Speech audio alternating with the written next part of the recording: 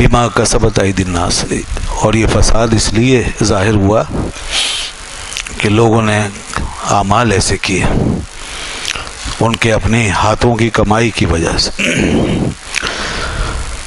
یہاں قرآن ہمیں یہ بتاتا ہے کہ زمین میں، اس کائنات میں، ہماری دنیا میں جو تباہی پھیلتی ہے اور جو فساد پیدا ہوتا ہے اس کی وجہ ہمارے اپنے ہاتھوں میں ہوتی ہے۔ یہاں کوئی چیز بلا وجہ خراب نہیں ہوتی اور کوئی نقصان خواہ نہیں پایا جاتا، بلکہ اس کے ذمہ دار ہم خود ہوتے ہیں، ہمارے اعمال ہوتے ہیں۔ لوگ جب اپنے اعمال، اپنے اخلاق، اپنا کردار، اپنا دین، ایمان، عقیدہ، نظریہ خراب کر لیتے ہیں تو پھر سب کچھ خراب ہونا شروع ہو جاتا ہے۔ یہ جو سسٹم کام کر رہا ہے ہمارے آس پاس، ہمارے ماحول میں، ہمارے ساتھ ساتھ، یہ پھر ہمیں بجائے فائدے کے نقصان پہنچانا شروع کر دیتا ہے۔ خود ہم بھی اپنے ہاتھوں کا نتیجہ بالکل سامنے دیکھتے ہیں آنکھوں سے، اور پھر ہمارے خلاف ماحول بھی پھر ایکٹیو ہو جاتا ہے، اور پھر یہ ہوائیں اور فضائیں بھی ایسا لگتا ہے کہ ہمیں تباہ کر دیں گی، یہ موسم بھی ہمیں ہلاک کر دیں گے، ہمارے اپنے کھانے، ہمارے لباس، ہماری آسائشیں، ہماری سہولتیں، یہ سب ہمارے لیے گلے کا پھندا بنتے چلی جاتے ہیں۔ تو حقیقت یہ ہے کہ انسان کے لیے، زندگی کے لیے سکون یا راحت ان چیزوں میں نہیں ہے، ان وسائل و اسباب میں نہیں ہے، اور اس دنیا کے اندر نہیں ہے۔ انسان کے لیے یہ سب کچھ اس وقت باعث سکون اور باعث مسرت ہو سکتا ہے جب انسان اپنے اعمال درست کر لے، اور جب وہ ایک صحیح زندگی گزارنا سیکھ لے، اپنی ذمہ داریوں کو پورا کر لے، اپنے فرائض پر عمل کر لے، ظلم نہ کرے، زیادتی نہ کرے، غلط کام نہ کرے۔ تو یہ ساری چیزیں جب انسان سمجھ لے تو پھر انسان کے لیے جو عذاب ہے وہ خود بخود راحت بن جاتا ہے، عذاب بھی راحت بن جائے گا، اور تکلیف پلٹ کے اس کے لیے آسانی بن جائے گی، مشکل پلٹ کے آسانی بن جائے گی، اور کوئی پریشانی اس کے لیے پریشانی نہیں رہے گی۔ تو اس لیے فرمایا کہ بما کسبت ایدی الناس، یہ تمہارے ہاتھوں کی وجہ سے، اور دوسری جگہ فرمایا فما اصابک من مصیبت فمن نفسک، جو مصیبت بھی تمہیں پہنچتی ہے تمہاری اپنی وجہ سے پہنچتی ہے۔ اچھا، اب انسان کے لیے بنیادی طور پہ اگر خلاصتاً بات کی جائے مختصر، کون سی وہ چیزیں ہیں جن کو انسان ہمیشہ سامنے رکھے تو اس کی یہ زندگی اس کے لیے نعمت بن سکتی ہے، اور اس تباہی اور بربادی سے وہ بچ سکتا ہے جو اللہ نے فرمایا کہ پھیل جاتی ہے خشکی میں، سمندروں میں؟ تو وہ دو ہی باتیں ہیں، دو چیزوں میں بند کر لیں آپ سارے سبق کو، سارے درس کو، اور وہ دو چیزیں یہ ہے، ایک اپنی ذمہ داریاں پوری کرو، جو آپ کے فرائض ہیں، آپ کی رسپانسبلٹیز ہیں، آپ کی ذمہ داریاں ہیں، وہ پوری کرو، اور دوسرا یہ کہ جو لوگوں کے حقوق ہیں آپ کے اوپر وہ ادا کر دو۔ بس یہ چھوٹی سی بات ہے۔ جس معاشرے نے یہ دو باتیں سمجھ لی، اپنی ذمہ داریوں اور اپنے فرائض سے وہ اس نے سبکدوش ہونا شروع کر دیا اور ان کو ادا کرنا شروع کر دیا، اور کسی کا حق باقی نہیں رہنے دیا، سب کا حق ادا کر دیا، وہ معاشرہ خود بخود پرسکون ہو جائے گا اور بڑے آرام سے چلے گا۔ دنیا میں ہم دیکھ رہے ہیں جہاں بھی معاشروں میں کہیں سکون ہے، جہاں بھی کہیں قرار ہے، استحکام ہے، ترقی ہو رہی ہے، یہ دو باتیں وہ پوری توجہ کے ساتھ ادا کر رہے ہیں۔ جہاں تک ادا کر رہے ہیں وہاں تک ان کے معاشرے میں امن ہے، سکون ہے، راحت ہے، آسانی ہے، اور جو اس معاشرے کا حصہ بن جاتا ہے وہ بھی وہاں راحت اور سکون کا سانس لینا شروع کر دیتا ہے۔ تو وجہ یہی ہے، ذمہ داری پوری کر رہے ہیں اور لوگوں کا حق جو ہے اس کو ادا کر رہے ہیں۔ اور اگر یہ معاشرہ قرآن و سنت کی تعلیم میں ڈھل جائے تو پھر تو کوئی بے چینی اور کوئی بے قراری باقی نہ رہے۔ یہ تو اوپر کا سکون ہے جو میسر آیا ہے، یہ باہر کا سکون ہے، باہر کا ڈسپلن ہے، ایک سکون اور ڈسپلن اندر بھی قائم ہوتا، روحوں کا سکون، ذہنوں کا سکون، ہماری فکر کا سکون، وہ جو آرام سے آدمی سو جائے، وہ جس کو مقصد مل جائے، گوہر مقصود، اور پھر وہ ہمیشہ کے لیے مطمئن ہو جائے کہ میں بالکل صحیح جا رہا ہوں. تو جس کے اندر اس طرح کی انٹیگریشن یا سیٹسفیکشن پیدا ہو جائے تو یہ چیز ہے اصل کامیابی. اور یہ پوری کامیابی انسان کو اس وقت حاصل ہوگی جب اللہ کے نازل کردہ نظام حیات کے مطابق زندگی گزارے. جب آپ اللہ کی ذات سے وابستہ ہو جائیں گے، بندوں کے تعلق کو سمجھنے کے ساتھ ساتھ اللہ کے تعلق اور اس کے حق کو بھی سمجھنا شروع کر دیں گے، اور اس کی طرف سے جو فرض اور ذمہ داری ہم پہ عائد ہے اس کو بھی پورے کرنے لگ جائیں گے. تو یہ چیز ظاہر ہے کہ ایک مسلمان سوسائٹی کو ہی حاصل ہو سکتی ہے اگر مسلمان ان سارے فرائض کو، ان ذمہ داریوں کو پورا کرنا شروع کر دے اور اپنے ظاہر و باطن پر توجہ دے دے، تو یہ حقیقی نعمت اور حقیقی کامیابی اس کو حاصل ہو جائے گی. بہرکیف ہمارے معاشرے میں اتنا بھی نہیں رہا جتنا کہ دوسری قوموں نے اختیار کر رکھا ہے. یہ افسوس کی بات ہے. وہ ظاہری فرائض ذمہ داریاں بھی اب ہمارے ہاتھ سے چھوٹ گئیں جو کہ ایک عام شہری سیوک سینس کے اپنے تحت، سیوک شعور رکھنے کے تحت ادا کر لیتا ہے. چلتے پھرتے، اٹھتے بیٹھتے سمجھتا ہے، کامن سینس کی بات ہے، کامن رسپانسبلٹی کی بات ہے، اور وہ ادا کرتا ہے. اور اس کے خلاف ایک شعور رکھنے والا آدمی اپنے آپ کو انسان ہی نہیں سمجھتا، حیوان سمجھتا ہے. مگر ہمارا معاشرہ اس قسم کی حیوانیت پر خوش ہے اور شاداں و فرحاں ہے. اور ایسے بہت سے حیوان ہم پیدا کر رہے ہیں اس معاشرے میں جن کو نہ چلنے کی تمیز، نہ روڈوں پہ کھڑے ہونے کی تمیز، نہ گاڑیوں کو ڈرائیو کرنے کی تمیز، نہ قطاریں لگانے کی تمیز، کسی چیز کی تمیز ان کے اندر نہیں بچی. ہم نے اس قسم کے بے شمار لوگ پیدا کر دیے، ان کے اندر کوئی سینس ہی نہیں ہے. یہی وجہ ہے کہ وہ خود بھی عذاب جھیل رہے ہیں اور سارا معاشرہ بھی ان کی وجہ سے عذاب جھیل رہا ہوتا ہے. تو ہم تو اتنے نیچے جا چکے ہیں، ہم اور کون سی ذمہ داری پوری کریں گے؟ تو پھر لوگ شکایت کیوں کرتے ہیں کہ فساد پھیل گیا، سب کچھ تباہ ہو گیا، برباد ہو گیا؟ اللہ نے فرمایا اگر کچھ برباد ہو گیا تو تمہارے اپنے ہاتھوں کی وجہ سے تو ہوا ہے، تمہارے اپنے کرتوتوں کی وجہ سے تو ہوا ہے، یہ تمہاری اپنی خرابی ہے. پھر لوگ دین کو کوستے ہیں خدا نخواستہ، پھر لوگ خواہ اپنی تاریخ کو کوستے ہیں، پھر لوگ خواہ صحیح چیزوں کو برا بھلا کہتے ہیں کہ صاحب دیکھیے مسلمان ہو کے ہم یہ اس حال کو پہنچے ہوئے. تو اس حال کو ہم اپنے ہاتھ سے ہی پہنچے ہوئے. ہم نے بالکل سیوک سینس بھی بلا دیا، کامن سینس کو چھوڑ دیا. عام جو ایک زندگی کا ایک معمولی سا سطحی انداز ہوتا ہے جینے کا، ہم اس کا تقاضا بھی پورا نہیں کر رہے بلکہ اپنے ہاتھوں سے اپنے آپ کو دن رات تباہ کر رہے ہیں اور خود بھی تباہ ہو رہے ہیں اور اپنے بچوں کو، اپنی اولادوں کو بھی تباہ کرنے میں ہم دریغ نہیں کر رہے. ہم صرف ایک ہی آگ کو آگ سمجھتے ہیں کہ جس سے ہم خود بچتے ہیں اور اپنے بچوں کو بچاتے ہیں، مگر وہ آگ جو ہمارے اخلاق کو تباہ کر رہی ہے، جو ہمارے بچوں کی عادتوں کو بگاڑ رہی ہے، جو ان کے ذہنوں کو خاکستر کر رہی ہے، ان کے نظریے عقیدے کو تباہ کر رہی ہے، اس آگ کی ہمیں فکر نہیں ہے. اس آگ میں ہم اپنے بچوں کو اپنے ہاتھوں سے جھونک رہے ہیں. اس لیے اللہ تعالیٰ نے سورہ لقمان کے اندر ایک بہت بڑی شخصیت جس کا نام لقمان ہے، انہی کے نام سے سورت نازل ہوئی.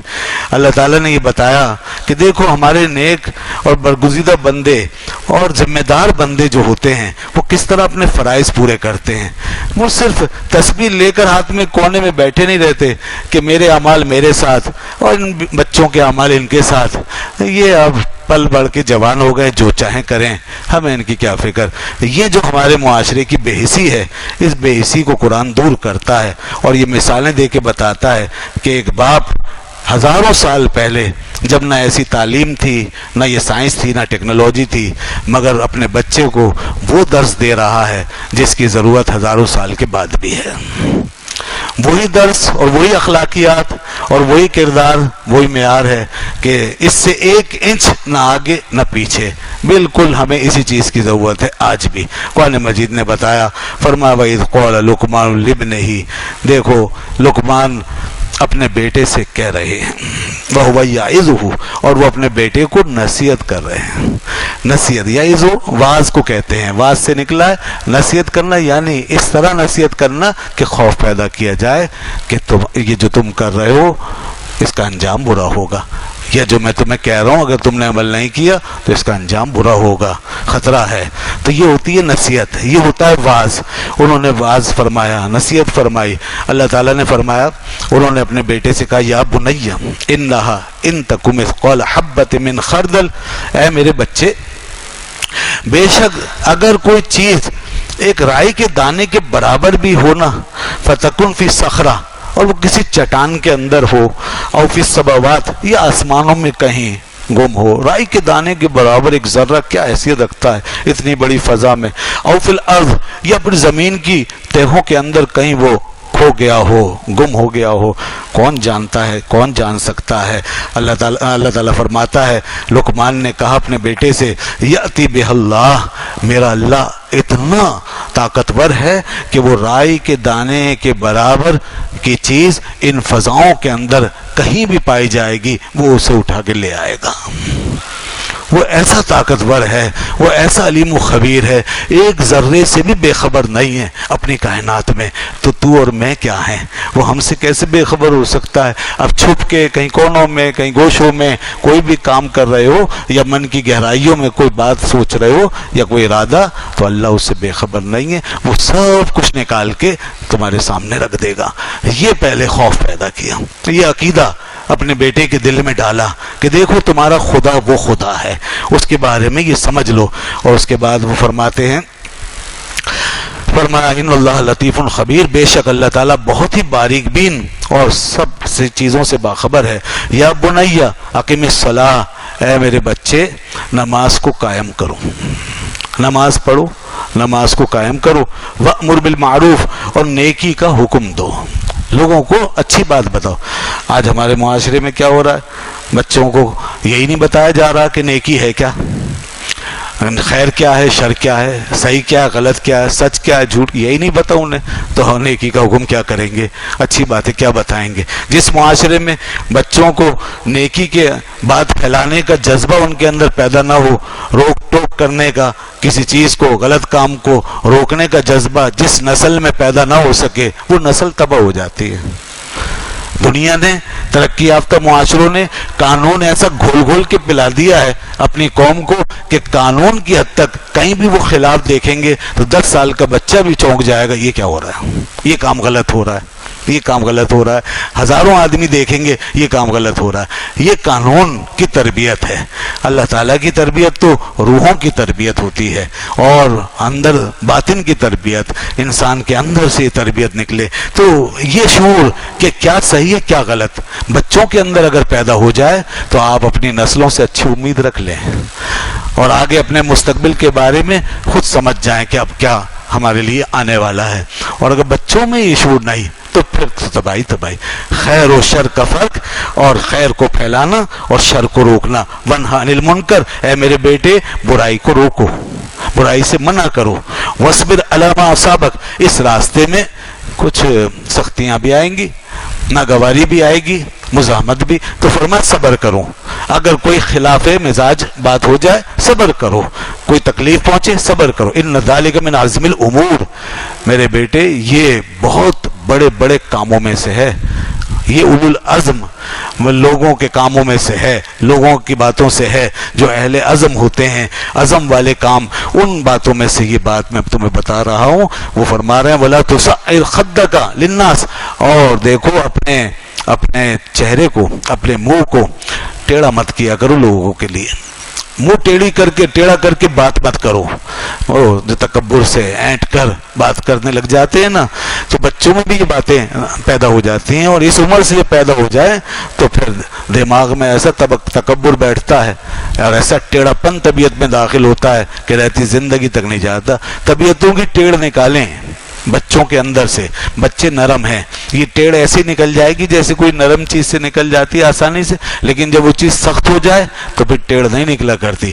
نرم لکڑی کو جیسے چاہو موڑ لو, نرم لوہے کو بھی جس طرح چاہو فولڈ کر لو. اسی طرح بچہ اپنی طبیعت میں نرم ہے. ابھی اگر ٹیڑھ آ رہی ہے تو اسے سیدھا کر دو.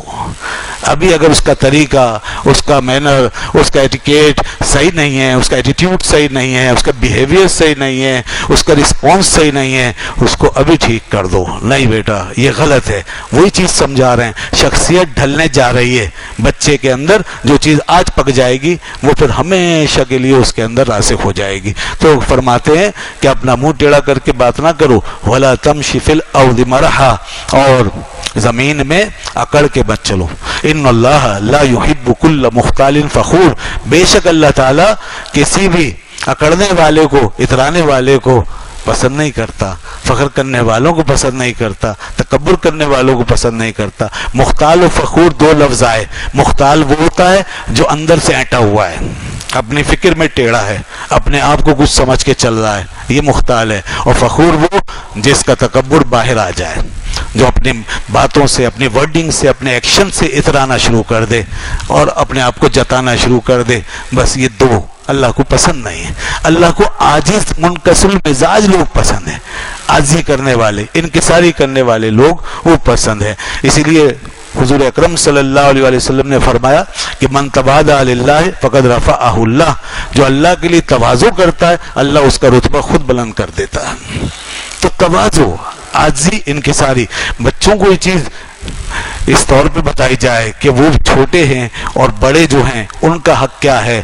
جب چھوٹے اور بڑے محفل میں موجود ہوں تو پھر چھوٹوں کو کس طریقے سے ان کے بڑوں کے ساتھ پیش آنا ہے, ان کو کیسے ویلکم کرنا ہے, ان کو کس طرح پروٹوکول دینا ہے, ان کے سامنے کیسے بیٹھنا ہے, نشست و برخاست کیا ہونی چاہیے, ان کے سامنے آداب کیا ہونے چاہیے. یہاں سے عاجزی پیدا ہوگی. یہاں سے یہ سب کچھ لوگوں کے ساتھ جب ڈیلنگ درست ہوگی. انسان کی تربیت کا 99% حصہ, انسان کی تربیت کا 99% حصہ مکمل لوگوں کے ساتھ ہی ہوتا ہے. لوگوں کے ساتھ ڈیلنگ میں, باتوں میں, ایٹیکیٹ میں, آداب میں, اس میں اس میں, ان چیزوں کے ساتھ ہی مکمل ہوتا ہے. تو یہی چیز بچوں کو آج سکھانی چاہیے. مگر افسوس کہ محفلوں سے بچوں کو بالکل الگ کر دیا گیا اور لوگوں میں اٹھنے بیٹھنے کی تمیز کے حوالے سے آزاد چھوڑ دیا گیا ہے اور کوئی پرواہ نہیں کی جاتی. بچے جو چاہیں کرتے پھریں. تو یہ بہت ضروری ہے. اور یہ جو ہمارے یہاں ایک سینس بن گیا ہے, خاص طور پہ خواتین جو میری بات سن رہی ہیں وہ سنیں. یہ زیادہ اصلاح اس معاملے میں خواتین کر سکتی ہیں, کیونکہ وہ سب سے زیادہ بچوں پہ نظر وہ رکھتی ہیں. شروع سے بچہ ان کی گود میں پلتا ہے, ان کے ہاتھوں میں بڑا ہوتا ہے اور ساری عادتیں وہ دیکھ رہی ہوتی ہیں. بچے کا رسپانس کیا ہے, بچے کا انداز کیا ہے, طریقہ کیا ہے, کہاں سخت ہو رہا ہے, کہاں غلط ہو رہا ہے, سب سے پہلے یہ بات ماں نوٹ کرتی ہے. اور جب مائیں پرواہ نہیں کرتی, اور پھر آج کل جیسا کہ میں کہہ رہا تھا کہ سینس بن گیا ہے, یہ کامن سینس بن گیا ہے اور بہت غلط, بہت بڑی گمراہی ہے یہ ہماری. وہ کیا, ابھی چھوٹا ہے, بڑا ہوگا تو خود ہی ٹھیک ہو جائے گا. سبحان اللہ, بڑا ہوگا خود ہی ٹھیک ہو جائے گا. میں آپ کی خدمت میں عرض کرنا چاہوں گا, توجہ سنیے. یہ بکری کے بچے کے لیے کہیں یہ بات تو ٹھیک ہے جی, بکری کا بچہ خود ہی ٹھیک ہو جائے گا, اس کو کسی کو سمجھانے کی ضرورت نہیں ہے. آپ کا بچہ ٹھیک نہیں ہوگا بڑا ہو کے خود, اس لیے کہ انسان میں اور بکری میں فرق ہے. بکری کا بچہ, بھیڑ کا بچہ بڑا ہو کے بکری بنے گا, بھیڑ ہی بنے گا, مگر انسان کا بچہ ضروری نہیں ہے کہ بڑا ہو کے انسان بنے. اگر ایسا ہونا ہوتا تو اتنے حیوان, انسانوں کی شکل میں اتنے حیوان آج ہم لیے نہ پھر رہے ہوتے اپنے معاشرے میں, اور ان کو نہ بھگت رہے ہوتے. یہ سب بڑے ہو کے کیا کچھ بن گئے. اور انسانوں کے لیے کہا جاتا ہے کہ دیکھو بھیڑیا بن گیا, دیکھو کیسا جانور بن گیا, دیکھو کیسا صفاق ہو گیا, کیسا خونی ہو گیا, کیسا درندہ ہو گیا. انسان کے اندر وہ کوالٹی ہے کہ انسان سب کچھ بن سکتا ہے. بکری کا بچہ سے بکری بنے گا, بھیڑ کا بچہ صرف بھیڑ بنے گا, پرندہ سے پرندہ بنے گا, چوپایا چوپایا بنے گا, درندہ درندہ بنے گا, اور پالتو پالتو بنے گا. یہ ساری دنیا کے لیے اللہ نے فکس کر دیا. مگر انسان کچھ بھی بن سکتا ہے. قرآن نے کہا انسان جانور بن جاتے ہیں, کل انام بل ہم اضل, بلکہ جانوروں سے بدتر ہو جاتے ہیں. اس لیے میں آج ان ماؤں بہنوں سے خاص طور پہ کہوں گا کہ اپنے بچوں کو اس طرح چھوڑ نہ دیں کہ بڑے ہوں گے تو ٹھیک ہو جائیں گے. ان کو ٹھیک کرنا آپ کی ذمہ داری ہے. حکیم لقمان اسی لیے نصیحت کر رہے ہیں اپنے بیٹے کو, اسی لیے ہمارے قرآن میں یہ باتیں ہیں, اسی لیے حدیث میں یہ باتیں ہیں کہ بچوں کی اچھی تربیت کرو. اور اسی لیے, اور پھر کس دور میں ہم رہ رہے ہیں, کیا دنیا میں معاشروں میں اسی طرح بچوں کو چھوڑا گیا ہے؟ وہاں دیکھیے کہ ان کے یہاں باوجود اس کے کہ وہ اس تہذیب سے دور ہیں, اس تعلیم سے دور ہیں, اس ہدایت سے دور ہیں, مگر اپنے انہوں نے کچھ آدرش, کچھ مقاصد, کچھ آداب متعین کیے اور اس کے مطابق پابندیاں عائد کی, تربیت کی ہے, روک ٹوک کی ہوئی ہے, اور جو کچھ وہ دکھانا چاہتے ہیں وہ بچوں کو دکھاتے ہیں, جو نہیں دکھانا چاہتے وہ نہیں دکھاتے. یہ سب ہو رہا ہے دنیا میں. تو ہم پتہ نہیں کون سی دنیا میں رہ رہے ہیں اور کتنی لاشعوریت ہے ہمارے اندر کہ بڑا ہوگا تو خود ہی ٹھیک ہو جائے گا. قیامت کے دن آپ کو اپنی غفلتوں کا جواب دینا پڑے گا, کیونکہ یہاں حکم یہ ہے کہ نیکی کا حکم کرو, برائی سے روکو. ایک بچہ غلط کام کر رہا ہے, آپ روک نہیں رہے, تو آپ کو جواب دینا پڑے گا. اور وہاں پہ لازم ہو جاتا ہے یہ حکم, فرض ہو جاتا ہے جہاں آپ کو اختیار ہے. ماں باپ کو ایک چھوٹے بچے پہ پورا اختیار ہے کہ اس کو روک سکتے ہیں, اسے سمجھا سکتے ہیں. اگر ماں باپ نے اس سطح پہ اپنا یہ فرض پورا نہیں کیا تو قیامت کے دن ان سے باز پرس ہوگی. اور اسی طرح جہاں کہیں بھی کسی بڑے آدمی کو چھوٹوں پہ اختیار ہے, وہاں اس کے اختیارات کے مطابق اس سے سوال ہوگا. بخاری شریف کی حدیث ہے, فرمایا کلکم مسئول وکلکم رائن, کلکم رائن وکلکم مسئول عن رعیتہ. تم میں ہر شخص نگران ہے, ہر شخص محافظ ہے, ہر شخص کے ذمے کوئی ذمہ داری ہے, اور ہر شخص اپنی ذمہ داری کے بارے میں پوچھا جائے گا, اپنی رعیت کے بارے میں پوچھا جائے گا. باپ سے اس کی اولاد کے بارے میں, ماں باپ سے اولاد کے بارے میں, شوہر سے بیوی کے بارے میں, بیوی سے شوہر کے بارے میں, ہر ایک سے پوچھا جائے گا کہ اس نے اپنی ذمہ داری پوری کی یا نہیں کی.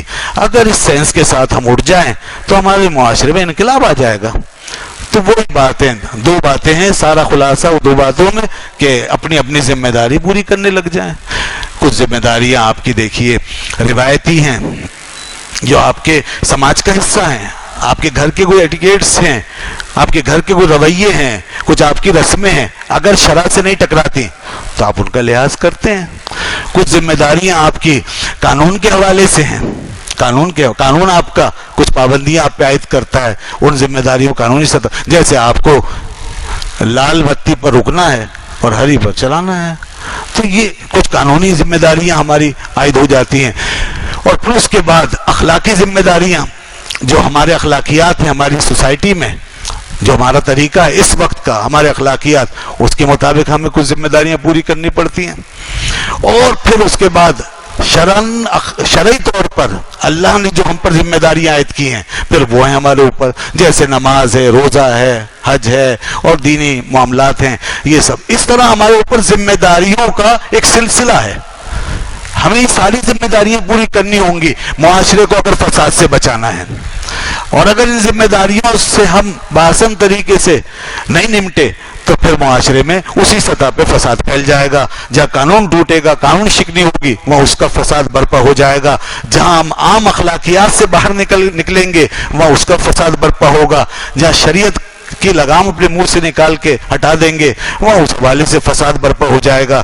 بہرحال فساد برپا ہوگا. میں مثال دیتا ہوں, ہماری ایک ذمہ داری یہ ہے کہ آج کل کے تعلیمی نظام سے استفادہ کرنا. اس کا شریعت نے کوئی حکم نہیں دیا کہ اگر کوئی آج اسکول نہیں جائے گا تو گناہگار ہوگا, لیکن آپ کو معلوم ہے یہ ایسی ذمہ داری ہے کہ اس سے وابستہ بھی کچھ مسائل ہیں, اس سے متعلق آپ کو آگے کیریئر بنانا ہے, آپ کو کچھ اور اپنے لیے سہولتیں, اپنے گھر والوں کے لیے, اپنے لائف کے لیے, تو یہ کیریئر یہ نہیں بنے گا. اور جب وہ یہ ذمہ داری پوری نہیں کرے گا بچہ اور اسکول نہیں جا سکے گا اور آج تعلیمی نظام سے وابستہ نہیں ہوگا تو گو کہ شرن گناہگار نہیں ہوا, لیکن یہ ذمہ داری جو اس نے چھوڑی تو اس کا نقصان ہوگا. تو اس طرح ذمہ داریاں پتہ نہیں کس کس حوالے سے ہمارے اوپر عائد ہوتی ہیں اور ہمیں انہیں پورا کرنا ہے تاکہ ہم ایک معاشرے کو ایک خوشحال معاشرے کے طور پر آگے لے کر چل سکیں. تو دو چیزیں ہیں, ذمہ داری اور دوسروں کے حقوق. وہ ادا کیے جائیں.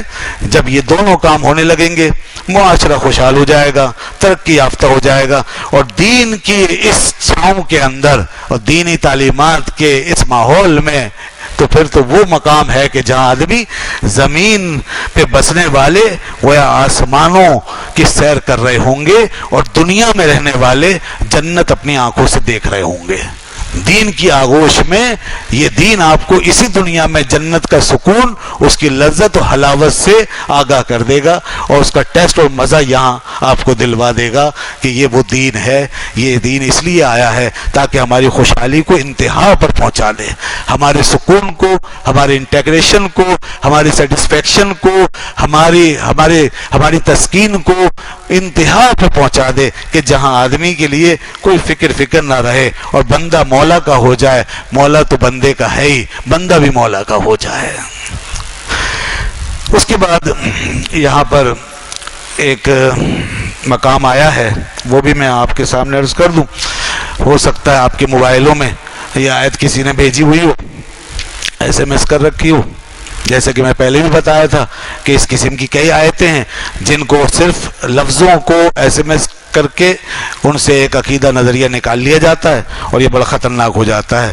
اور وہ یہ ہے فَإِنَّكَ لَا تُسْمِعُ الْمَوْتَى, بے شک آپ مردوں کو سنا نہیں سکتے. وَلَا تُسْمِعُ الصُّمَّ الدُّعَاء, اور نہ ہی بہروں کو پکار دعا سنا سکتے ہیں. اِذَا وَلَّوْا مُدْبِرِينَ, جب وہ پیٹ پھیر کے بھاگ جائیں. وَمَا أَنْتَ بِهَادِ الْعُمْيِ, اور نہ آپ کے اندھوں کو ہدایت دے سکتے ہیں. عَنِ ضَلَالَتِهِمْ, ان کی گمراہی سے. ان تسمع الا من یؤمن بآیاتنا فهم مسلمون, تو نہیں سنا سکتے آپ مگر اسی کو جو ایمان رکھے ہماری آیتوں پر, بس وہ مسلمان ہے اور سر تسلیم خم کرنے والا ہو. یہ آیت پڑھ دی جا رہی ہے, 2-3 جگہ قرآن مجید میں موجود ہے, غالباً 2 جگہ تو آئی ہے, پیچھے اور بھی جگہوں پر ہے. تو بہرحال یہ آیت وہ آیت ہے جس کو پیش کر کے کچھ لوگ کہتے ہیں دیکھیے مردوں کو تو سنا ہی نہیں سکتے, تو اس کا مطلب ہے مردہ سن ہی نہیں سکتا. مردہ تو مردہ ہو گیا, ختم ہو گیا, جب مٹی میں چلا گیا. اب یہ اس میں بھی بلا استثناء بڑے بڑی لوگوں کو, چاہے وہ نبی ہیں, ولی ہیں, کوئی بھی ہے, اللہ کے نیک بندے کتنے مقدس, ان کا کہنا یہ اللہ نے صاف فرما دیا مردے کو سنا نہیں سکتے. مردہ تو مٹی میں گیا, مٹی ہو گیا. یہاں تک کہ اللہ کے رسول صلی اللہ علیہ وسلم کے لیے بھی ایسی باتیں لکھ دی کہ وہ بھی مٹی میں مر کر مٹی میں مل گئے. نعوذ باللہ من ذالک, اللہ تعالیٰ معاف فرمائے. ایسی باتیں لوگوں نے کہہ دی اس طرح آیتیں پڑھ کے. اب بتائیے اس آیت سے اب تک کس نے کیا لکھا, وہ تو خیر نصیب ہی نہیں ہوا پڑھنا کہ ہمارے علماء کیا لکھتے ہیں. اگر صرف اس کے کانٹیکسٹ پر ہی غور کر لیتے, چلیے تفسیروں میں نہ بھی جاتے, قرآن کے ساتھ تھوڑا سا بھی انصاف کر لیتے, تو بات بالکل کلیئر ہے کہ یہ مردوں کی بات ہو ہی نہیں رہی, یہ فزیکل مردے کی بات ہو ہی نہیں رہی, بایولوجیکل مردے کی بات ہو ہی نہیں رہی. یہ تو ان مردوں کی بات ہو رہی ہے جو دل کے مردہ ہوتے ہیں. یہ دل کے مردہ ہیں, یہ کافروں کی بات ہو رہی ہے. ان کو مردہ فرمایا گیا ہے قرآن میں. ان کے لیے کہا جا رہا ہے آپ نہیں سنا سکتے ان مردوں کو, یہ مردہ لوگ ہیں, دل کے مردہ لوگ ہیں, دل کے اندھے لوگ ہیں, ان کو نہیں سنا سکتے. اور آگے دیکھیے نا, آگے صاف کہہ تو دیا اذا ولوا مدبرین, جب وہ پیٹ پھیر کے بھاگیں. اس کا کیا مطلب ہے؟ کون سا مردہ, بایولوجیکل مردہ کون سا ایسا جو پیٹ پھیر کے بھاگ رہا ہے؟ یہ تو وہی زندہ لوگ ہیں نا, تو بھاگ رہے ہیں. وہ کافر جن کو سنایا جا رہا ہے وہ بھاگ رہے ہیں, ان کی بات ہو رہی ہے. اور آگے پھر دیکھیے کتنا کلیئر فرما دیا, ان تو ہاں سنا سکتے ہیں آپ کن کو, جو ایمان لاتے ہیں ہماری آیتوں. تو یہ ان کے مقابلے میں ایسے لوگوں کو پیش کیا جا رہا ہے جو ایمان رکھتے ہیں. تو اس کا مطلب یہ ہوا کہ پہلے جن کا ذکر ہے وہ کافروں کا ذکر ہے, وہ دل کے مردہ. تو وہ دل کے مردہ لوگوں کی بات کو کہاں چسپا کر دیا. اور پھر ذرا سا بھی لحاظ اس بات کا نہیں کیا جاتا کہ کافروں کا ذکر ہو رہا ہوتا ہے, بتوں کا ذکر ہو رہا ہوتا ہے, اور اس آیت کو, اس مقام کو چسپا کر دیا جاتا ہے نبیوں پر, ولیوں پر. کتنی بڑی بے ادبی ہے یہ. اور ان کے بارے میں کیا ایسے الفاظ بولے جا سکتے ہیں؟ لیکن جو لوگ یہ چسپاں کرنے کا کام کرتے ہیں ان کے منہ سے ایسے باتیں, ایسے الفاظ نکل جاتے ہیں, مردہ, یہ وہ, اس طرح. لیکن ہم نہیں کہہ سکتے. ہم تو موت کا لفظ استعمال کرتے ہوئے بے ادبی محسوس کرتے ہیں. ہم کہتے ہیں وصال, اللہ والوں کا, کہ موت نہیں, ان کا وصال ہو گیا. یہ ادب ہے. موت تو عام سا لفظ ہے نا. میں اپنے باپ کے لیے بھی نہیں کہوں گا, میں اپنی ماں کے لیے نہیں کہوں گا. کون کہے گا میرا باپ مر گیا؟ ادب سے کہیں گے میرے ابا کا انتقال ہو گیا. کوئی کہتا ہے میری ماں مر گئی ہے؟ کوئی اعلان کرواتا ہے اعلان کر دینا فلاں کی اماں مر گئی ہے؟ آپ کو اچھا لگے گا فلاں کا ابا مر گیا؟ نہیں کرتے نا. اعلان کس طرح کرتے ہیں؟ انتقال ہو گیا, وفات فرما گئے, فوت ہو گئے. یہ لفظ کیوں بدل رہے ہیں ہم؟ اپنے لیے بدل رہے ہیں, اور اللہ کے رسول کے لیے موت اور مرنے کا لفظ ایسے ہی بول دیتے ہیں اتنے بڑے بڑے اولیاء بزرگوں کے لیے. اور وہ کہتے ہیں دیکھیے صاحب آپ موت سے انکار کر. موت سے انکار نہیں ہے, ادب کا مقام ہے. وفات ایک اچھا لفظ ہو گیا, وصال اس سے اچھا لفظ ہو گیا, تو یہ ہے, تو یہ ایک ادب ہے, احترام ہے. تو باقی یہاں پر یہ مسئلہ نہیں ہے جو بیان کیا جاتا ہے کہ مردے سن نہیں سکتے. سماع موتیٰ کی بحث چھیڑ دیتے ہیں کہ مردہ سن سکتا ہے, نہیں سن سکتا. مردے سنتے ہیں. ان اللہ کے بندے, بڑے بڑے بندوں کی تو بات اور ہے. اللہ کے نیک بندے, مقبول بندے, ان کی شان کیا سے کیا شان ہے. ارے مجھ جیسے آپ جیسے گناہگار بھی جب مریں گے تو قبر میں سنیں گے, سنیں گے. اس لیے کہ رسول خدا صلی اللہ علیہ وسلم فرمایا, بخاری شریف میں حدیث ہے, مسلم شریف میں حدیث ہے کہ ان المیت اذا وضع فی قبرہ, کہ جب میت کو اس کی قبر میں رکھا جاتا ہے, وتولاه عنہ وتولى عنہ اصحابہ, اور اس کے ساتھی جب اس کو چھوڑ کے دفن کر کے جا رہے ہوتے ہیں, تو انہ یسمع قرع نعالہم, تو جوتیوں کی رگڑ سے جو آواز آ رہی ہوتی ہے وہ مردہ سن رہا ہوتا ہے. لیجئے, آپ اپنے جیتے جی تو ایسی آواز سن نہیں سکتے کہ کوئی اگر زندہ اتنا زمین کے اندر کسی کو دفنا دیا جائے, بند کر دیا جائے, تو جوتی کی رگڑ بلکہ اوپر بھی نہیں آتی آپ کو. وہاں دیکھیے آپ کہ مردہ زمین میں چلا گیا, ہزاروں من مٹی اس کے اوپر, اور پھر وہ فرمایا کہ اس کی سماعت کا عالم تو یہ کہ جوتیوں سے جو رگڑ پیدا ہو رہی ہے وہ بھی سن رہا ہے. یہ بخاری مسلم میں حدیث ہے. اور وہ حدیثیں کتنی مشہور ہے, میرے خیال میں امت کا شاید کوئی بچہ بھی ایسا نہیں ملے گا آپ کو کہ جسے نہ پتا ہو کہ قبرستان میں جب جاتے ہیں تو سلام کرتے ہیں, السلام علیکم یا اہل القبور یغفر اللہ لنا ولکم وانتم سلفنا ونحن بالاثر. یہ سلام یہ پورا پڑھتے ہیں, یہ حدیث میں آیا نا. اور کیا فرمایا پھر؟ فرمایا جب تم سلام کرتے ہو تو مردے سنتے ہیں اور جواب بھی دیتے ہیں, مگر تم ان کا جواب نہیں سن سکتے. تو ہماری سماعتیں کمزور ہیں, مردے کی سماعت ہم سے زیادہ ہے. اور پھر دیکھیں لوگ قریب اور دور کے چکر میں پڑ جاتے ہیں. جی قریب کا تو سنانے میں کوئی مذاق نہیں, دور سے پکارنے میں خطرہ ہے, دور سے پکارنے میں شرک ہو جاتا ہے. اچھا یہ بتائیے قبرستان جو ہے وہ کتنے بڑے بڑے ہوتے ہیں؟ کتنے بڑے؟ 5 کلومیٹر, 10 کلومیٹر, 20 کلومیٹر. اچھا اب 10 کلومیٹر 20 کلومیٹر کے فاصلے پہ ایک مردہ وہاں دفن ہے آخری کونے میں, آپ ادھر سے گھسے ہیں. اب ادھر سے آپ کتنے سلام کریں گے؟ ایک ہی کریں گے یا سب کے پاس جا کے السلام علیکم السلام علیکم السلام؟ پھر تو میرے خیال میں فرصت ہی نہیں ملے گی آپ کو, واپس نہیں آنے کی فرصت نہیں ملے, یہی کام ہوتا رہے گا. تو آپ ایک ہی سلام کریں گے یہیں سے گھستے ہی. اب دیکھیے یہ سلام آپ نے کیا, اب قریب والے کے لیے بھی ہو گیا, دور والے کے لیے بھی ہو گیا, اس کو بھی پکارا آپ نے, اس کو بھی پکارا. تو مسئلہ تو یہی حل ہو گیا کہ قریب سے دور سے پکارنے میں کوئی مذائقہ نہیں, اور ان کی سماعت کا عالم یہ ہے کہ یہاں والا بھی سن رہا ہے وہاں والا بھی سن رہا ہے. اور جب ہمارا آپ کا عام بھائی, کوئی بہن, کوئی ہمارے مردے, یہ ہمارے درمیان سے جانے والے, ان کی سماعتوں کا یہ عالم ہے کہ وہ اتنی دور سے سن لیں, آہستہ سے کیا گیا بھی, تو اللہ کے نبیوں کی کیا شان ہوگی, اس کے ولیوں کی کیا شان ہوگی, وہ کیوں نہیں سن لیں گے؟ کہ اس میں کیا ہے ایسی کوئی بات کہ جو ناممکن ہے؟ ہمیں نظر آ رہا ہے ہمارے اس عمل میں, دین کی اس ہدایت میں, اس میں کوئی مسئلہ نہیں ہے. تو کوئی بھی اگر یہ کہے کہ دور سے نہیں پکارنا چاہیے, تو ان سے کہیے جب قبرستان جایا کریں آپ تو سلام سب کی قبروں پہ قریب جا کے کیا کریں, اس لیے کہ دور والے تو پھر وہ بیچارے محروم ہی رہیں گے آپ کے سلام سے, انہیں تو پہنچے گا نہیں. تو آپ سب کو قریب جا کے کریں, تاکہ ٹھیک ہے آپ اپنے اس کام میں لگے رہیں, پھر تو لوگ پھر سمجھ جائیں گے تھوڑی دیر کے بعد, ہاں یہ مسئلہ اس طرح حل ہو جائے گا. تو بہرحال مردے سنتے ہیں. علامہ ابن قیم کا نام سنا ہے آپ نے؟ ابن تیمیہ, میں خاص حوالہ دے رہا ہوں جس کو سب مانتے ہیں, شیخ ابن تیمیہ کے شاگرد علامہ ابن قیم, بہت بڑے علامہ تھے یہ. انہوں نے کتاب لکھی ہے کتاب الروح, بہت شاندار کتاب ہے, اتنی زبردست کتاب. روح کے بارے میں آپ کو تجسس ہے, بہت سے لوگ جاننا چاہتے ہیں, یہ کتاب لے لیں آپ, ترجمہ بھی موجود, یہ پڑھ لیں, آپ کو سارے مسائل کا حل مل جائے گا. مردوں کے سننے کی بات, روحوں کے بارے میں, روحیں کہاں ہوتی ہیں, مرنے کے بعد کہاں ٹھہرتی ہیں, انہوں نے سب لکھ دیا ہے. بالکل بحث کیے، واضح کیا، اقوال لکھ کے دلائل دیے اور ساری بحثیں حل کر دی انہوں نے کہ مردے سنتے ہیں اور روحیں باقاعدہ زندہ ہوتی ہیں، اور انہوں نے روحوں کی کئی قسمیں لکھی ہیں۔ آج تو ساری روحوں کو ایک لاٹھی سے ہکا دیتے ہیں، ساری روحیں برابر، سب ایک جیسی، چاہے نبی کی روح یا ولی کی روح۔ علامہ ابن قیم لکھتے ہیں روحیں کئی قسم کی ہوتی ہیں، مثال کے طور پہ کہتے ہیں بعض روحیں آزاد ہوتی ہیں، بعض روحیں مقید ہوتی ہیں، بعض روحیں جو ہیں علوی ہوتی ہیں یعنی بلندی کی طرف پرواز کرتی ہیں، بعض روحیں سفلی ہوتی ہیں پستی کی طرف جاتی ہیں۔ یہ سب 16 اقوال لکھے انہوں نے، 16 اقوال علماء دین کے امت کے، جس میں صحابہ کرام سے لے کر آج تک کے لوگ داخل ہیں۔ انہوں نے روحوں کے بارے میں مختلف اقوال بیان کیے اور اپنے اپنے خیال کا اظہار کیا۔ اس میں سے کسی نے یہ کہا کہ روح، جیسے حضرت سلمان فارسی رضی اللہ عنہ کا یہ فرمان ہے، یہ صحابی رسول ہیں، وہ فرماتے ہیں انہوں نے یہ فرمایا کہ روحیں آزاد ہیں اور جہاں چاہیں زمین میں آسمان میں جاتی ہیں۔ یہ دیکھیے آپ، یہ بھی ایک قول ہے۔ بعض نے کہا کہ روحوں کو اللہ تعالیٰ ان کی مزاروں پہ، ان کی قبروں کے اوپر مقرر کر دیتا ہے۔ بعض نے کہا کہ روحیں بلندیوں پہ عرش کے ساتھ وہاں اپنا مقام ٹھکانہ بناتی ہیں، بعض نے کچھ بعض نے کوئی، اس طرح سب 16 اقوال آئے۔ لیکن بات یہ ہے یہ ساری باتیں درست ہیں، یہ سارے اقوال درست ہیں، ان میں کوئی غلط نہیں ہے نہ کوئی تضاد، اس لیے کہ روحوں کے مقامات الگ الگ ہیں، روحوں کی کیفیات الگ الگ ہیں۔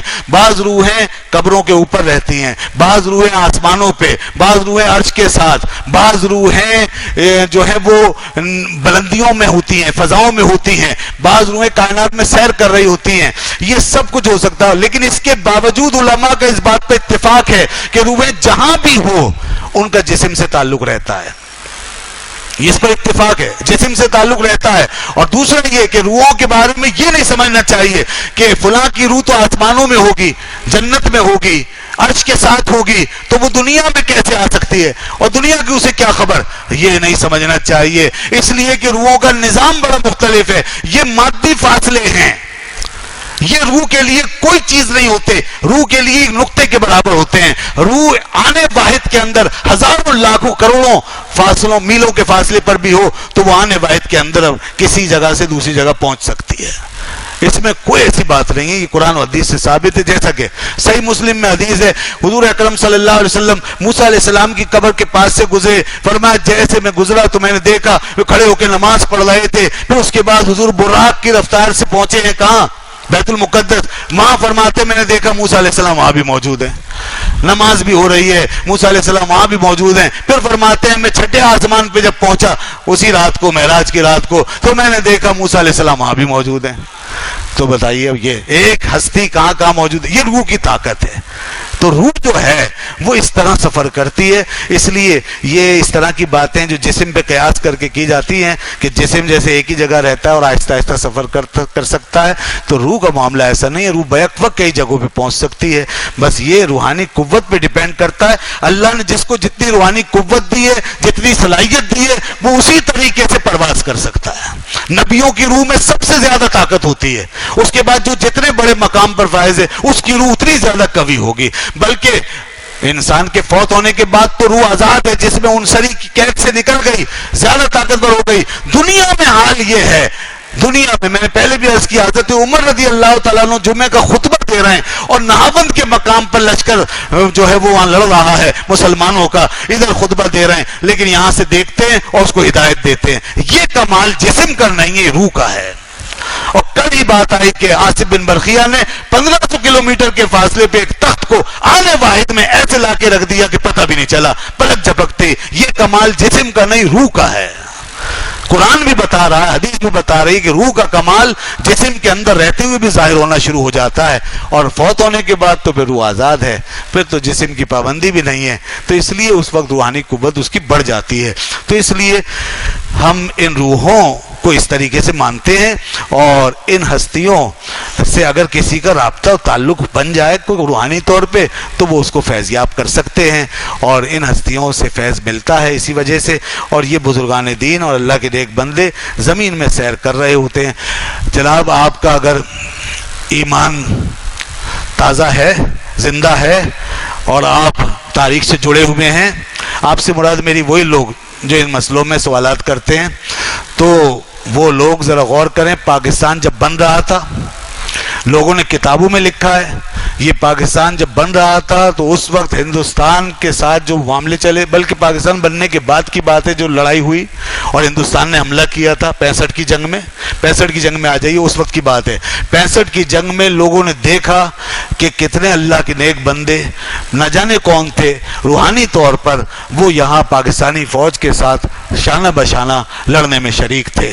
ایک صاحب نے کتاب لکھی ہے، میرے ذہن میں اس وقت حوالہ ان کا نہیں ہے، لیکن میں نے یہ بڑے مستند بزرگوں سے یہ بات سنی کہ ایک وہ صاحب جنہوں نے لکھی ہے کتاب، وہ رسول پاک صلی اللہ علیہ وسلم کے مزار شریف پہ حاضر تھے مدینہ منورہ میں، اور یہاں ہندوستان نے حملہ کیا ہوا تھا پاکستان کو، عین اسی لمحے وہ وہاں سوئے ہوئے تھے، آگ لگی مسجد نبوی شریف میں، تو دیکھا کہ رسول خدا صلی اللہ علیہ وسلم جنگی لباس زیب تن فرما کر کے قبر مبارک سے باہر نکل رہے ہیں، ساتھ میں کچھ اصحاب کرام ہیں، حضور تلوار نیام میں لیے ہوئے ہیں اور زرہ پہنی ہوئی ہے اور نکل کر جا رہے ہیں۔ تو میں نے عرض کیا یا رسول اللہ آپ کہاں تشریف لے جا رہے ہیں؟ فرمایا ہندوؤں نے پاکستان پہ حملہ کر دیا ہے، پاکستان پہ حملہ ہو گیا ہے، پاکستان کو بچانے جا رہا ہوں۔ یہ انہوں نے اپنی کتاب میں خود لکھا اپنا خواب۔ تو بہرحال ایسی باتیں ہو سکتی ہیں، تو یہ چیزیں موجود ہیں، لوگ دیکھتے رہے ہیں اور لوگوں کے ذہن معلومات میں یہ باتیں ہیں۔ میں ابن قیم کا حوالہ بھی دیا تھا کتاب الروح، انہوں نے بس ان کا ایک حوالہ دے رہا ہوں، یہ آپ پڑھیے گا، انہوں نے خود لکھا کہ کتنی دفعہ ایسی باتیں پیش آئی ہیں کہ لوگوں نے رسول خدا صلی اللہ علیہ وسلم کو، حضرت ابوبکر صدیق کو، حضرت عمر فاروق رضی اللہ عنہ کو، ان کو دیکھا نکلتے ہوئے جاتے ہوئے اور پوچھا کہ کہاں تشریف لے جا رہے ہیں؟ فرمایا فلاں کی مدد کے لیے جا رہے ہیں۔ یہ علامہ ابن قیم نے لکھا ہے۔